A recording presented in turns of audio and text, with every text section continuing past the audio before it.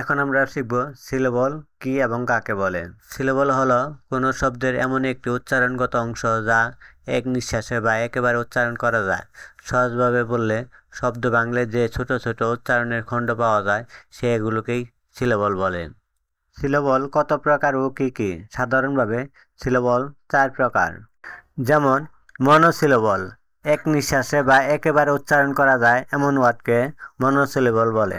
ডাইসিলেবল, 2 নিঃশ্বাসে বা 2 ধাপে উচ্চারণ করা যায় এরকম ওয়ার্ডকে ডাইসিলেবল বলে। ট্রাইসিলেবল, 3 নিঃশ্বাসে বা 3য় ধাপে উচ্চারণ করা যায় ট্রাইসিলেবল বলে। পলিসিলেবল, 4 নিঃশ্বাসে বা 4 ধাপে উচ্চারণ করা যায় এমন ওয়ার্ডকে পলিসিলেবল বলে। মনোসিলেবল, যে শব্দে একটি সিলেবল থাকে, উদাহরণস্বরূপ ক্যাট, পেন, বুক, স্কুল। এই ওয়ার্ডগুলো একই ধাপে বানান করতে হয়, তাই একে মনোসিলেবল বলা হয়েছে।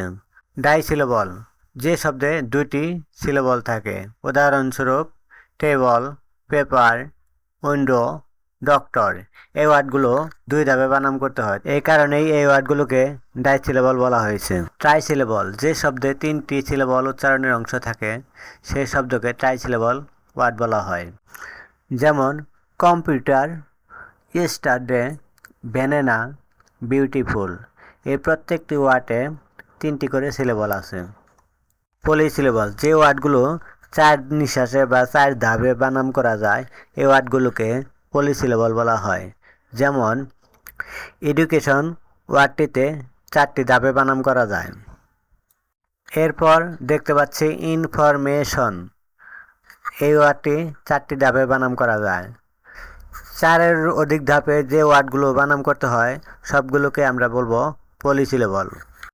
আশা করি এই ভিডিওর মাধ্যমে আমরা সবাই শিখতে পারলাম সিলেবল কাকে বলে। এবং please subscribe our channel. Thank you. Stay well, stay happy.